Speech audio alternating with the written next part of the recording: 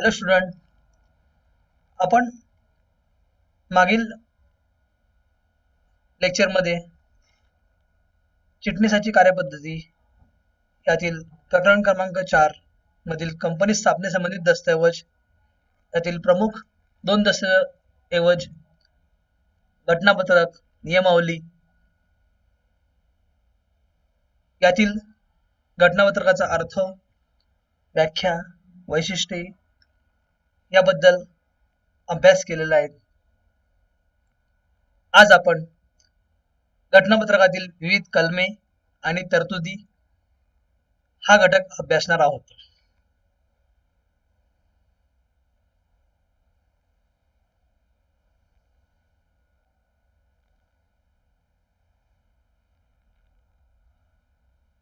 घटनापत्रकातील विविध कलमे आणि तरतुदी. घटनापत्रकात एकूण 6 कलमे आहेत. त्यातील पहिलं नाव कलम, दुसरं कार्यालय कलम, तिसरं उद्देश कलम, चौथे जबाबदारी कलम, पाचवे भांडवल कलम, सहावे आणि शेवटचे संघटन कलम. हे लक्षात ठेवण्यासाठी एक शब्द तयार केलेला आहे. सर्वांचे आद्याक्षर लक्षात घेऊन नावचा ना, कार्यालयाचा का, उद्देश कलमचा उ, जबाबदारी कलमचा ज, भांडवल कलमचा भा आणि संघटन कलमचा स असं ना का उ ज भा स लक्षात ठेवण्यासाठी सोपं व्हावं म्हणून नाका उज भास यावर आपण त्याचा संक्षिप्त केलेले आहेत. 6 कलमांचे नाका उज भास लक्षात ठेवण्यासाठी सोपे व्हावे म्हणून आपण असं तयार केलेलं आहे. त्यातील पहिलं कलम नाव कलम, नेम क्लॉज. नाव आपल्याला माहिती, आपल्या दैनंदिन जीवनामध्ये सुद्धा आपल्याला माहिती नाव किती महत्वाचं आहे. नावलौकिक किती महत्वाचं आहे. व्यक्ती आपल्या जीवनात आपण प्रत्येक व्यक्ती नावलौकिकसाठी प्रयत्न करत असतो. त्यात नावाची भूमिका खूप महत्वाची असते. त्याचप्रमाणे कंपनीचे नाव, नाव कलम मध्ये कंपनीच्या नावाविषयी उल्लेख असतो. कंपनी ही कायदेशीर संस्था असते म्हणून त्याला स्वतःचं नाव असणं अत्यावश्यक असतं. मग नाव ही एक आपली काय असते, ओळख असते. जशी आपली जीवनामध्ये नाव हे आपली ओळख असते, तसेच कंपनीचे सुद्धा नाव हे कंपनीची काय असते, ओळख असते.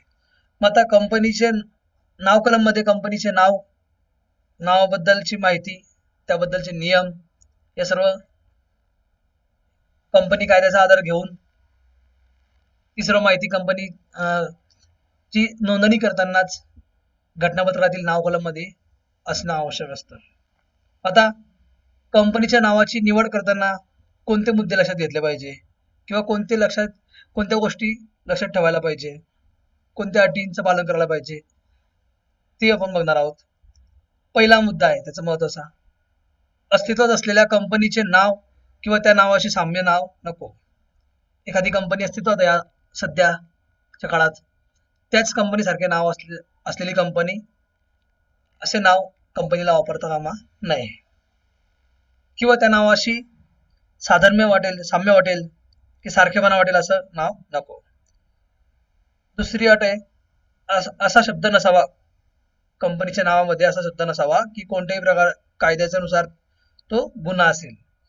एखाद्या कायद्याने जर तो शब्द वापरणे गुन्हा केलं म्हटलं असेल, जेणेकरून एखादा शब्द वापरल्यामुळे कायद्यानुसार गुन्हा म्हटला जात असेल, तर तो शब्द आपल्या कंपनीच्या नावामध्ये यायला नको. नाव किंवा नावातील शब्द समूहाला उद्देशून त्रासदायक नसावा.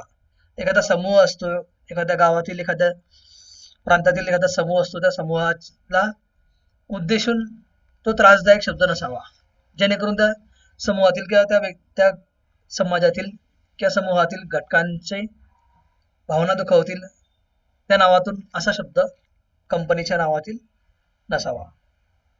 नाव अनुचित प्रतिबंध कायदा 1950च्या तरतुदींचे उल्लंघन करणारा नसावा. नावाचा वापर केल्यामुळे एखाद्या अनुचित प्रथा असतात, प्रतिबंध कायदा, त्यानुसार कंपनीच्या नावामुळे त्या कायद्यानुसार एखाद्या अनुचित प्रथांचा वापर केला गेलेला आहे असं समाजातील किंवा समूहातील व्यक्तींना वाटायला नको. असा कायदा नसावा, असं नाव नसावे. नाव कोणत्याही नोंदणीकृत ट्रेडमार्क, व्यापारी मानक सारखे नसावे. एखादी नोंदणीकृत कंपनी आहे त्यानुसार ते नाव नसावे. थोडक्यात आधीच अस्तित्वात असलेल्या कंपनीचे नाव पुन्हा वापरता कामा नये. जी आधीच नोंदणी झालेली आहे तशी व्यापारी कंपनी असेल, त्या नोंदणीकृत व्यापारी संस्था असेल एखादी, त्यानुसार सुद्धा कंपनीचे नाव नसावे.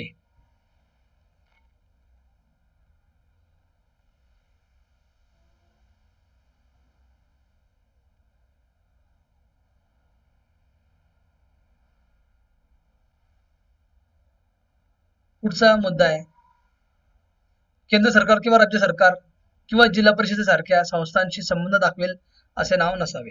त्या नाव वापरल्यामुळे केंद्र सरकारचा किंवा राज्य सरकारचा संबंध येतोय कंपनीशी, किंवा जिल्हा परिषदेसारख्या संस्थांचा सुद्धा संबंध येतोय त्या नावातून, असा नावाचा उल्लेख असायला नको. तसेच भारतीय राष्ट्रध्वज म्हणजे भारतातील कंपनी साठी भारतीय कंपनी कायदा 2013 नुसार विचार केला तर भारतीय राष्ट्रध्वज, युनो म्हणजे युनायटेड नेशन, संयुक्त राष्ट्र संघटना इत्यादींची साम्य असलेली नावे किंवा चिन्ह यांचा वापर करता येणार नाही. जेणेकरून राष्ट्रध्वजाविषयी संबंध येतोय कंपनीचा असं वापरता कामा नाही. तसंच राष्ट्रपुरुषांच्या नावाचा उल्लेख त्या कंपनीच्या नावात असता कामा नये. राष्ट्रपुरुष होऊन गेले आपल्याला माहिती आहे स्वातंत्र्य लढ्यामध्ये,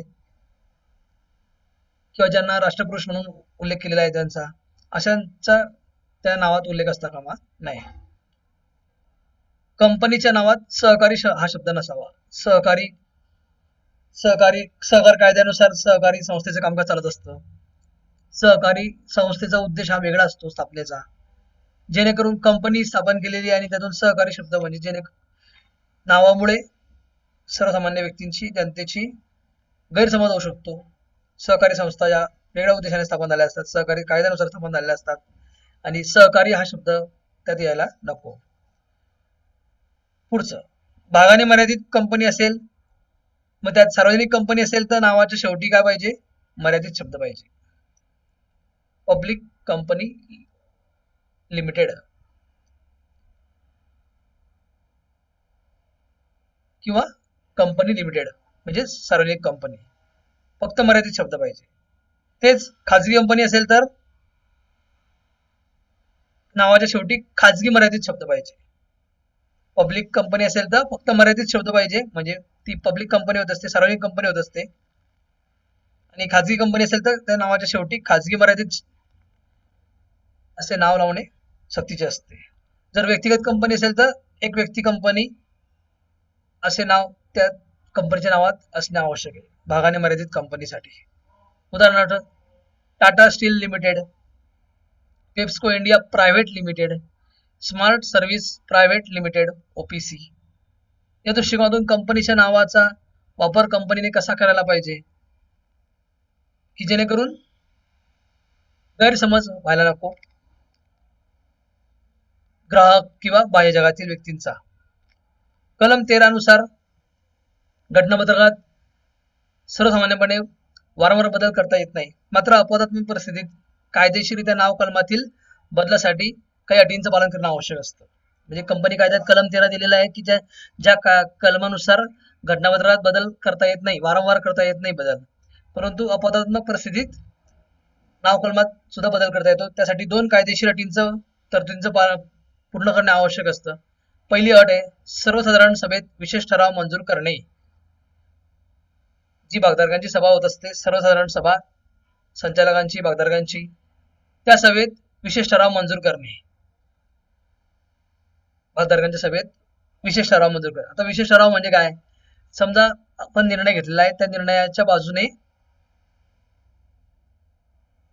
आधी सामान्य ठराव समजून घेऊ. सामान्य ठराव आणि विशेष ठराव. ठराव म्हणजे निर्णय घेणे, सभेमध्ये चर्चा करून निर्णय घेणे, आणि निर्णय घेताना जर 51% बहुमत असेल, म्हणजे अर्ध्यापेक्षा जास्त लोक त्या किंवा सभासद त्या ठरावाच्या बाजूने, निर्णयाच्या बाजूने असतील, म्हणजेच काय, तो सामान्य ठराव. मग विशेष ठराव म्हणजे काय? अर्ध्यापेक्षा जास्त नाही तर 3/4, 3/4, म्हणजे 100 पैकी 75% जर बहुमत असेल तर तो ठराव काय होत असतो? विशेष ठराव. म्हणून मग विशेष ठराव पास करणं आवश्यक. दुसरी अट आहे, केंद्र सरकारची लेखी परवानगी घेणे आवश्यक. या दोन अटींचं पालन करूनच बदल करता येत असतो. कंपनी आपल्या नावात केव्हा बदल करू शकते? स्वतःहून कंपनी आपलं नाव बदलवू शकते.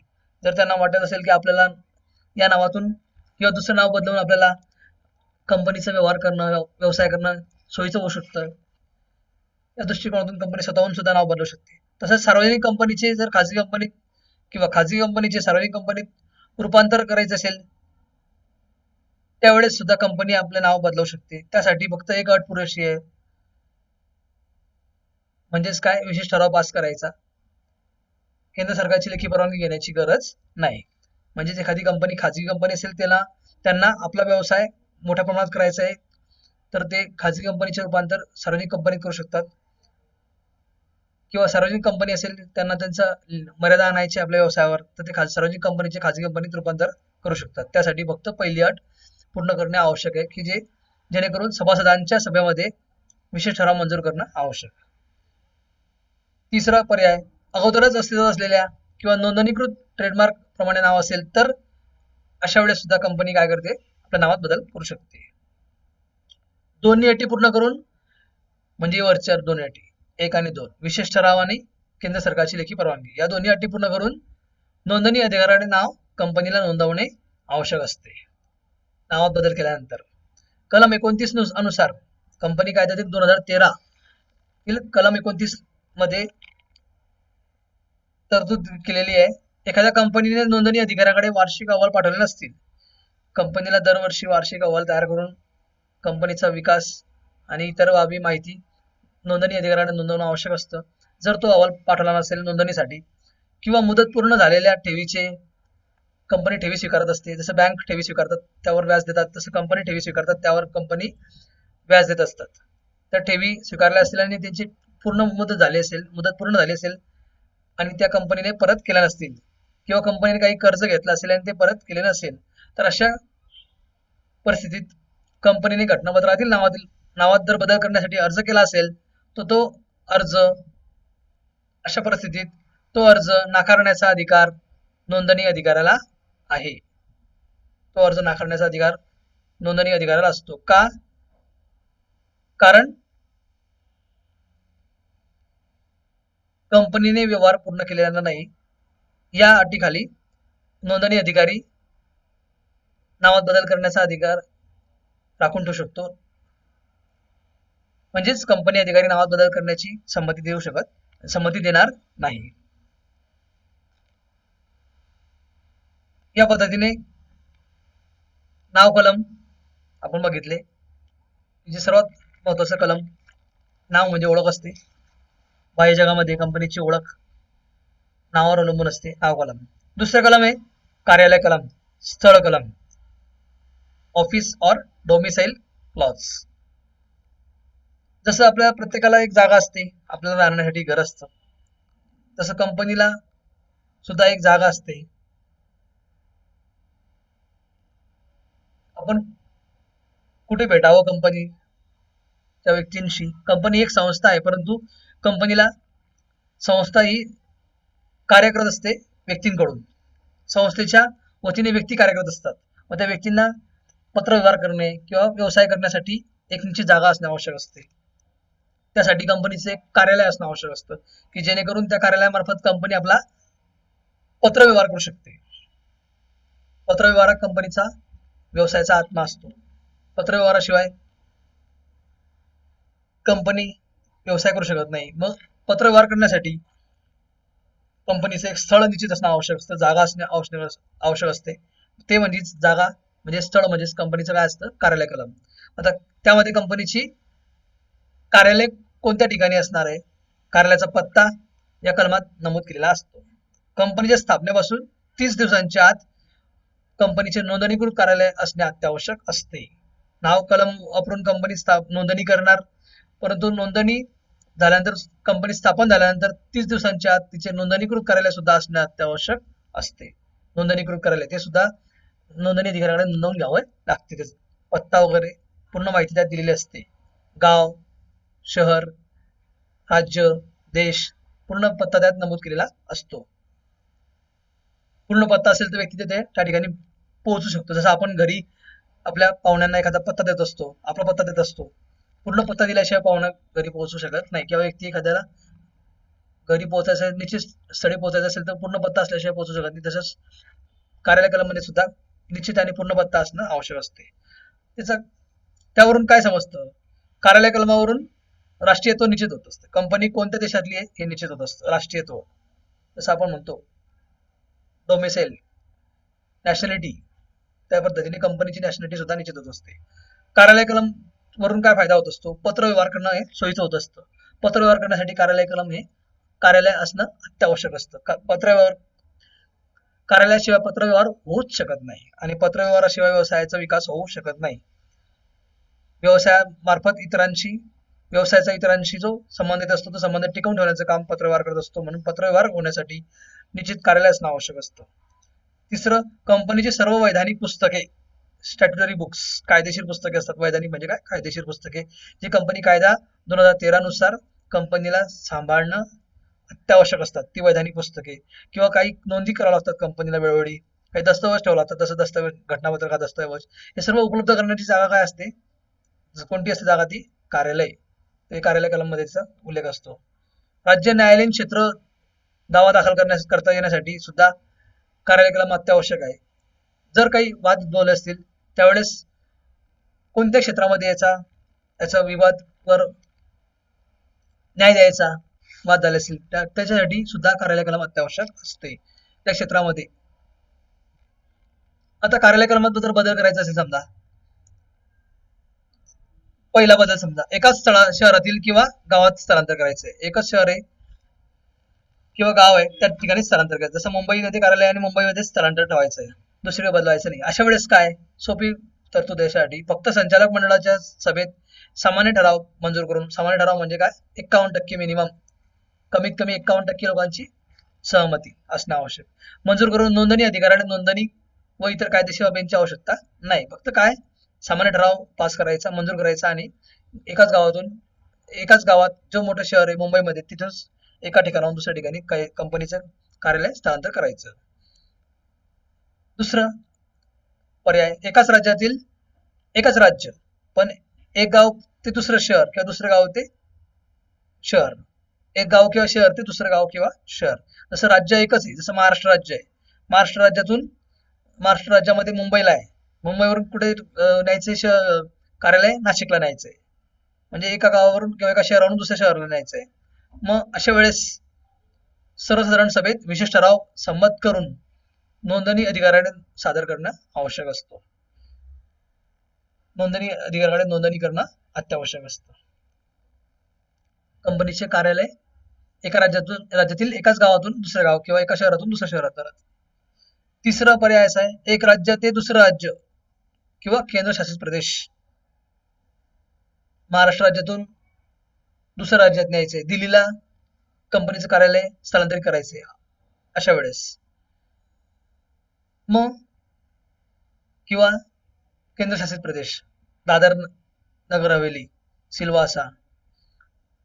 कलम 13(4) अनुसार तरतुदी दिलेल्या आहेत.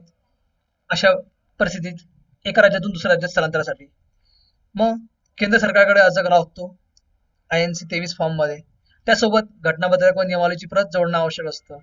सर्वसाधारण सभा त्यातला विशेष ठराव, इतिवृत्त, ठराव पास केला असतो, मंजूर केला असतो, त्याची प्रत, इतिवृत्त म्हणजे विशेष सभा झाल्यानंतर जी नोंदी ठेवल्या असतात त्याचे इतिवृत्त, ते सर्व जोडणं आवश्यक असतं. संबंधितांची प्रतिज्ञापत्रे, म्हणजेच तज्ज्ञ व्यक्ती जे असतात, कंपनीचे अधिकारी, त्यांची प्रतिज्ञापत्रे, जेणेकरून संचालक वगैरे अधिकारी असतात त्यांची प्रतिज्ञापत्रे, की कंपनी स्थलांतर केल्यानंतर, कार्यालय स्थलांतर केल्यानंतर कर्मचारी किंवा कोणत्याही घटकाला त्याचा त्रास होणार नाही, या दृष्टिकोनातून प्रतिज्ञापत्रे. विरोध करणाऱ्या सावकारांची किंवा कर्जरोखेधारकांची नावे. कंपनीचे सावकार किंवा कर्जरोखेधारक असतात, आपल्याला माहिती आहे की ज्यांच्याकडून कंपनीला कर्ज घ्यावं लागतं त्यांची नावे सुद्धा, जर कंपनी त्यांचं काही हरकत असेल तर त्यांची नावे वगैरे. बदलासाठी फी भरण्याची माहिती. केंद्र सरकारची परवानगी आवश्यक, लेखी परवानगी आवश्यक केंद्र सरकारची. त्यानंतर वर्तमानपत्रातून सूचना. ज्या राज्यात कंपनी आहे सध्या त्या राज्यात वर्तमानपत्रातून सूचना देणं आवश्यक असतं. तसेच सावकार व कर्जरोखेधारक यांच्या नोंदणी अधिकारी व सेवेच्या अधिकाऱ्यांनाही कळवणे आवश्यक असतं, कारण आपण सावकार किंवा कर्जरोखेधारक यांच्याकडून कर्ज घेतलेले असते, त्यांची काही हरकत नाही ना, या दृष्टिकोनातून ते पत्र या फॉर्म सोबत केंद्र सरकारकडे जमा करणं आवश्यक असतं. कंपनी कायद्याच्या कलम 31 नुसार केंद्र सरकारने परवानगी दिल्यानंतर त्याची प्रमाणित प्रत संबंधित नोंदणी अधिकाऱ्याकडे योग्य त्या फीसह प्रमाणित प्रत मिळाल्यापासून 30 दिवसाच्या आत पाठवली पाहिजे. त्यावेळेसच कंपनीचं एका राज्यातून दुसऱ्या राज्यात हे स्थलांतर होत असतं कार्यालय कलम. या दृष्टिकोनातून कार्यालय कलम सुद्धा किती महत्वाचा आहे की ज्यामध्ये कंपनीच्या कार्यालयाचा पत्ता नमूद केला असतो आणि त्याशिवाय कंपनीचा पत्रव्यवहार करणं हे शक्य होत नसतं. कंपनीशी संपर्क साधणं, भेटणं, हे त्याची भेटण्याची जागा हे कार्यालय असतं, म्हणून कार्यालय कलमाचं महत्व आहे. आज आपण घटनापत्रातील 2 कलमे बघितले, नाव कलम आणि कार्यालय कलम. पुढील कलमे आपण पुढील आपल्या लेक्चरला बघणार आहोत. ओके.